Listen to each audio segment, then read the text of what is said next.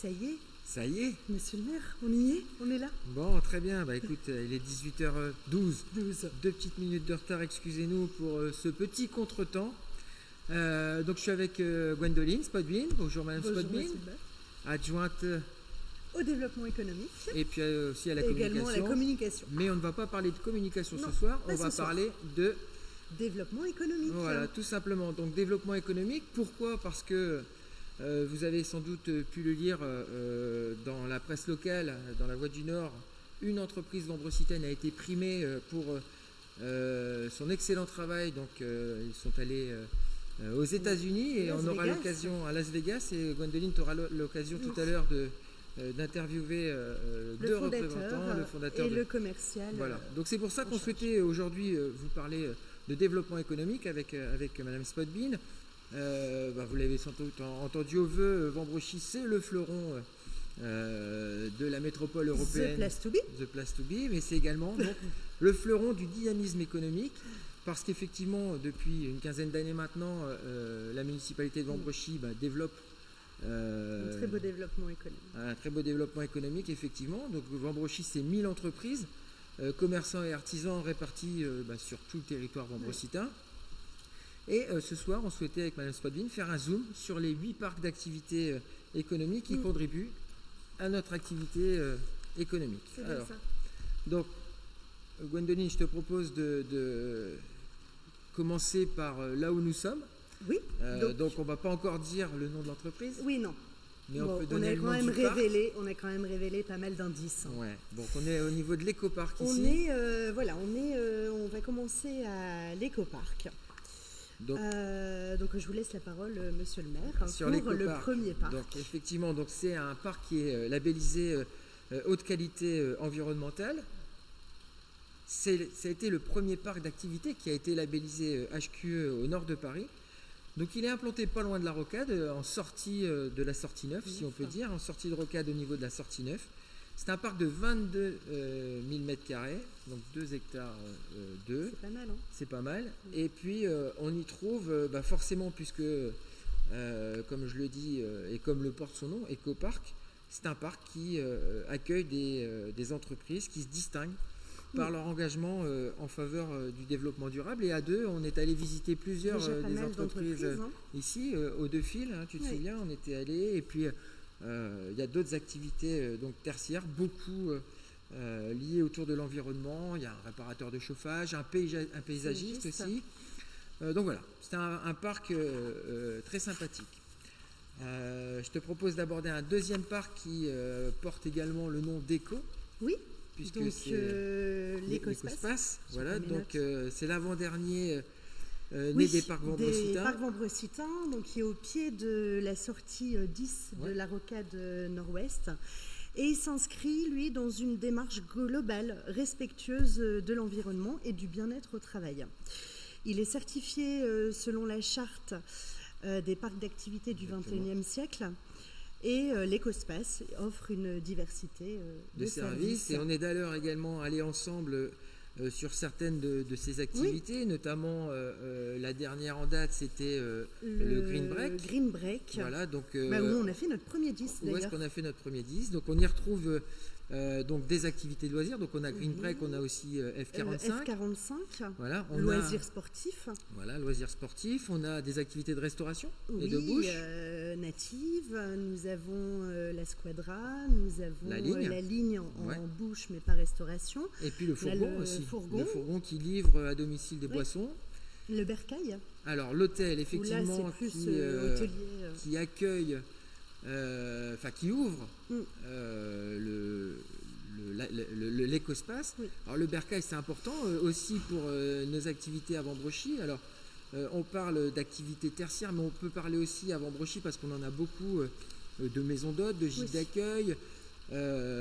Donc effectivement le bercail ainsi que toutes ces sites d'accueil, hein. On a des péniches sur la Deule, on a le domaine qui vient de s'ouvrir avec route un de spa, Comines, oui. à côté de la ferme des Trois Louches. Oui. Toutes ces activités seront importantes pour accueillir des publics lorsque Pendant les Jeux Olympiques exactement 2024. lorsqu'on va accueillir Bah, les JO là cet été. cet été. Voilà, et puis il y a d'autres activités tertiaires sur l'Écospace, hein. On se ressent sur l'Écospace puisqu'on a des dentistes, des espaces de coworking, des assureurs. Voilà. Et puis cet écospace va encore s'agrandir d'ici quelques mois, puisque on va avoir l'écospace 2 qui va naître après Alice Garden. C'est ça. Alors dans le même esprit, on a aussi le Génois. Donc là, c'est le dernier parc d'activité qui s'est construit sur Vambrochy. Alors on peut le situer au niveau de la station-service qui elle se trouve sur Vambrochy. Sur Vambrochy, mais on est à limite Market. Puisque effectivement de l'autre côté c'est Market. Donc là on a 6 entreprises, on a des assureurs, un service de transport, on est allé aussi à la rencontre. Oui. Il y a une centaine de salariés sur ce parc. 6 entreprises et 100 salariés, exactement. Oui. Et puis en face, on a le village des Voiles. Et le village des Voiles, pareil, un parc vert, si on peut dire ça. Oui. Et ce village des Voiles, lui, il a été inauguré en 2015. Et il a la particularité d'accueillir la maison mère de tous ces parcs, puisque ces 4 parcs ont été conçu et construit par Gaillac et par Madame Sophie Maille, qui était effectivement le promoteur de talent, en tout cas, qui a développé ces 4 parcs. Oui. Mais on en a d'autres, des parcs un peu plus anciens. On a le parc du Chat. Le parc du Chat, effectivement, qui est en face de l'écoparc, de l'autre côté de la Rocade. À la sortie 9. Donc là, c'est un parc qui est assez grand aussi, 4,6 hectares. Ouais. C'est plutôt pas mal. Et ce parc accueille des bureaux, des sociétés de services, des entrepôts et des entreprises industrielles pour la plupart des entreprises sur place. Et il y a aussi la particularité d'avoir une salle d'escalade. Exact, au niveau sportif, le WAM. Voilà. Non, pas le WAM, pardon. Je suis fatiguée. La salle d'escalade en face dans ce parc du Chat. Ensuite, on en a d'autres, le parc du Moulin. Le parc du Moulin, c'est 20 hectares. 20 hectares qui se trouve le long de la rocade nord-ouest à la sortie 10. Et là, c'est pareil, c'est une belle vitrine qui est offerte à nos entreprises, où on y trouve beaucoup de sociétés et beaucoup de PME. Le parc de la Becquerel. Le parc de la Becquerel qui lui aussi se situe au niveau de la sortie 9. Donc là, on y a une plateforme logistique, une zone de loisirs sur 4 hectares, c'est Kidzi.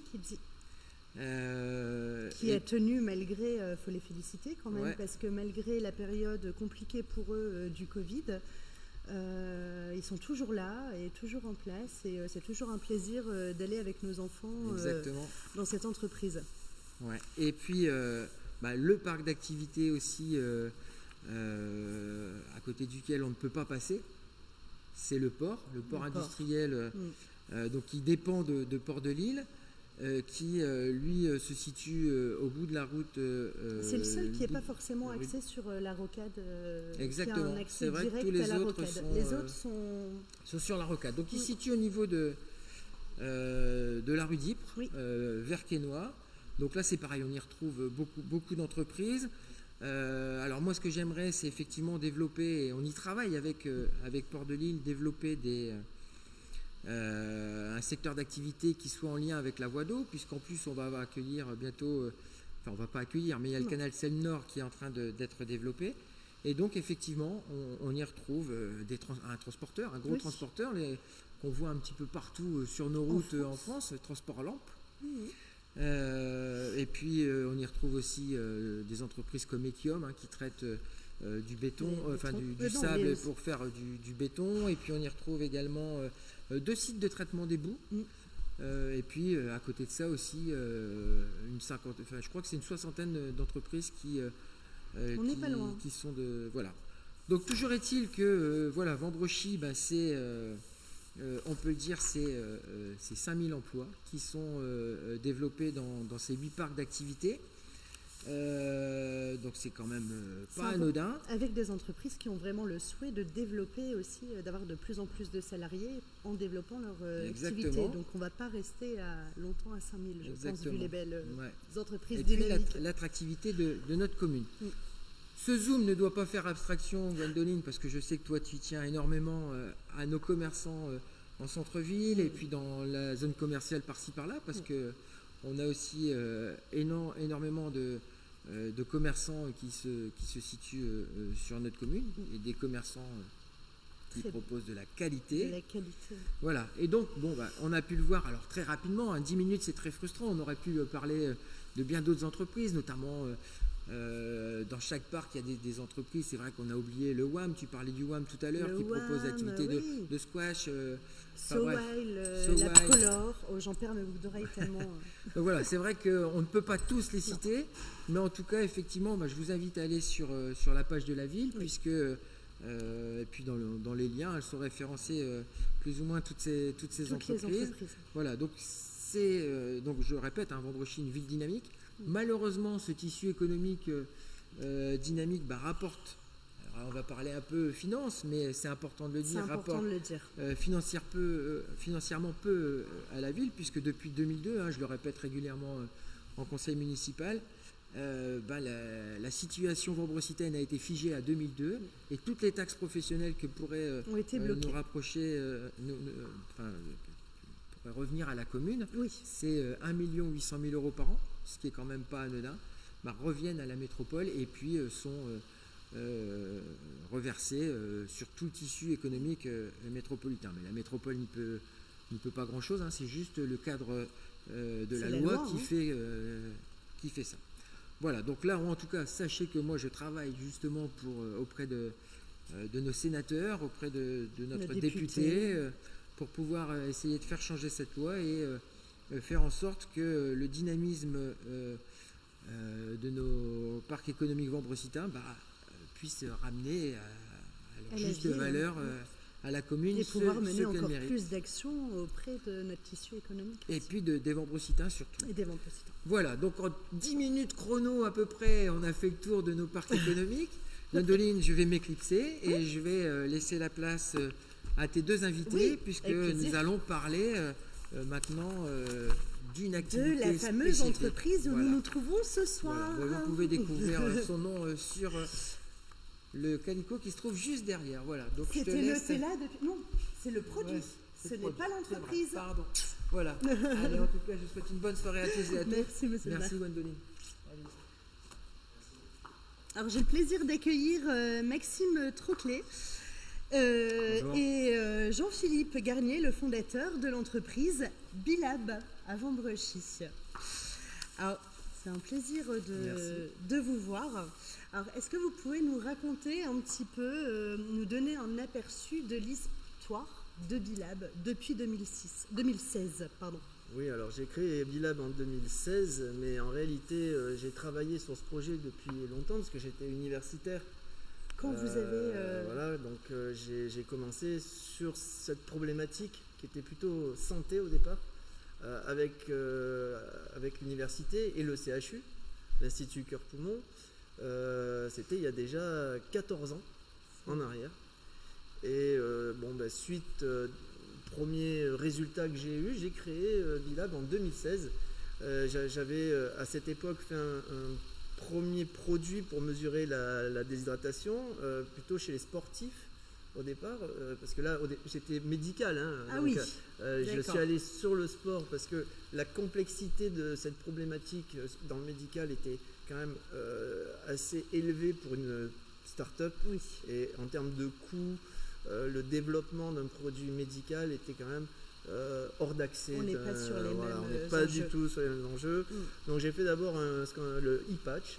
C'était un produit qui était un patch adhésif, simple, mais j'ai laissé tomber parce que les adhésifs posaient un certain nombre de problèmes. Puis le Covid m'a permis d'arriver au B1. Super. Alors, donc, vous parliez de votre première création, mais là, on va faire le focus surtout sur la création de votre brassard B1. Il constitue une innovation remarquée jusqu'au salon high-tech de Las Vegas. Exact. Pouvez-vous expliquer en quoi il se distingue des autres dispositifs ? Alors c'est un laboratoire embarqué déjà, donc cette mesure proposée par le B1 n'existe pas. Aujourd'hui on est sur une nouvelle façon de voir le corps, une mesure physiologique qui donne aussi du conseil, hein, donc, pour la déshydratation, mais surtout qui va donner ce qui se passe au niveau de la physiologie en temps réel pendant l'effort.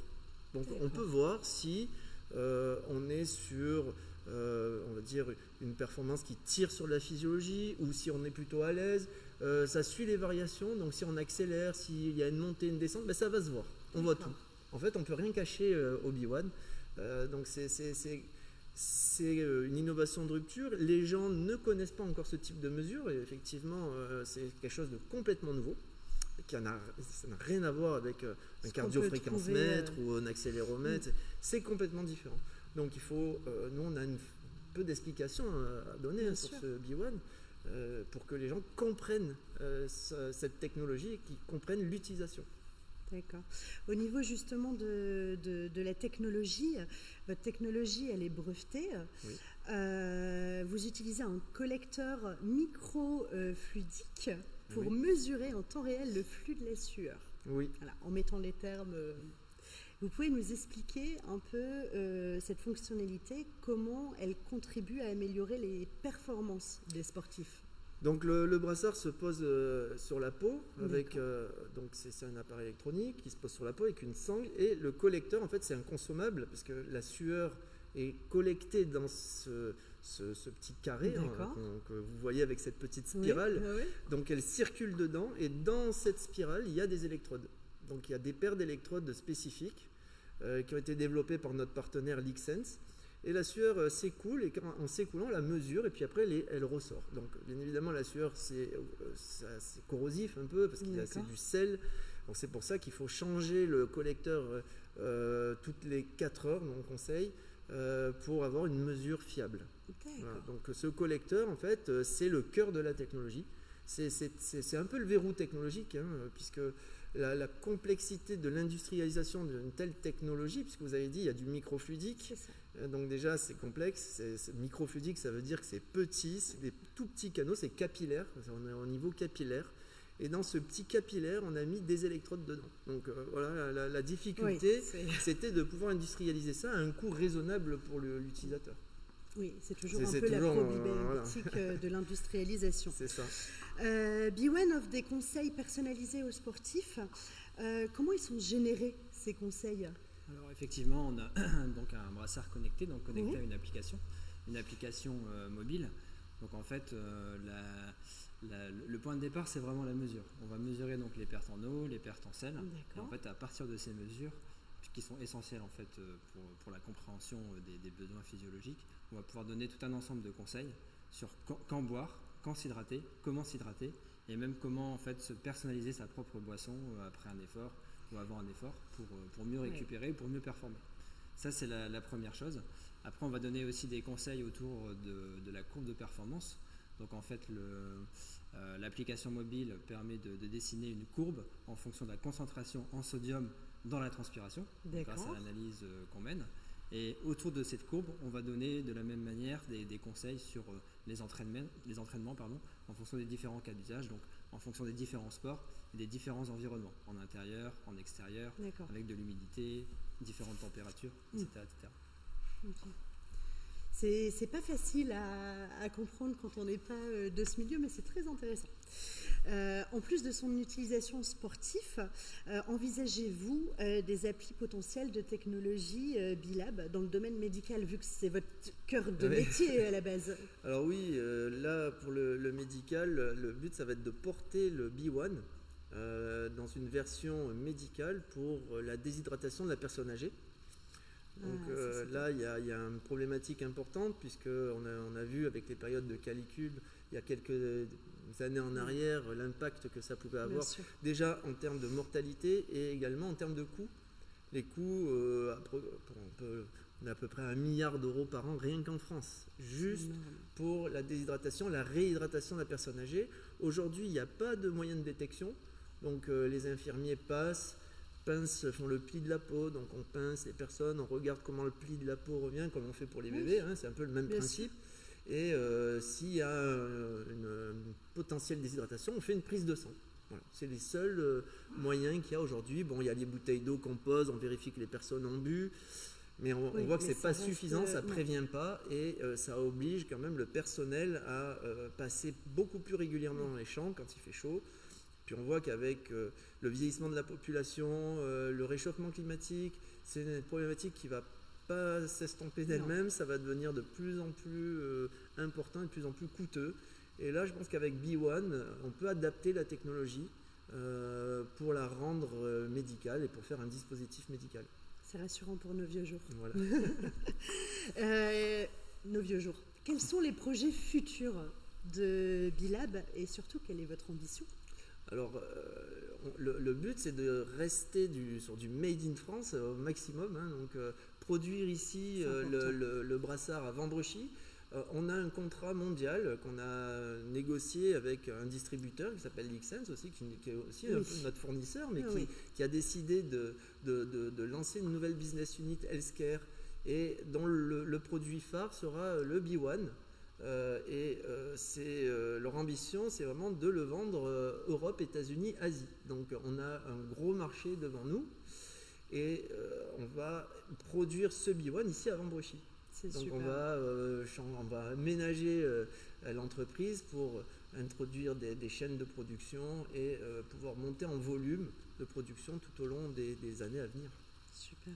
Alors, je pense qu'il me reste quelques minutes, hein, je peux, parce que moi je suis quand même curieuse. Vambrechy à Las Vegas, mais racontez-nous. Eh bien, Vambrechy à Las Vegas, déjà, comme c'est une innovation de rupture, notre partenaire Lixens avait envie d'exposer la technologie, donc on est allé ensemble. C'était une expérience assez incroyable puisque Las Vegas, déjà rien que la ville est incroyable. Oui. Et le CES, c'est 3 jours de folie. Et sur le site, sur le stand, en fait, on a eu énormément d'intérêt.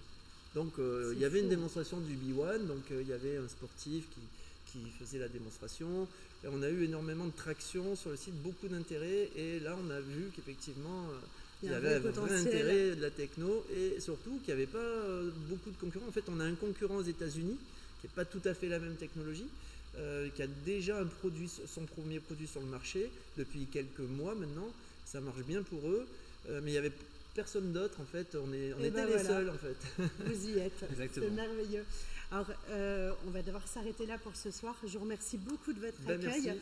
Je voudrais juste dire à ceux qui nous regardent que Bilab a mis en ligne une cagnotte Ulule.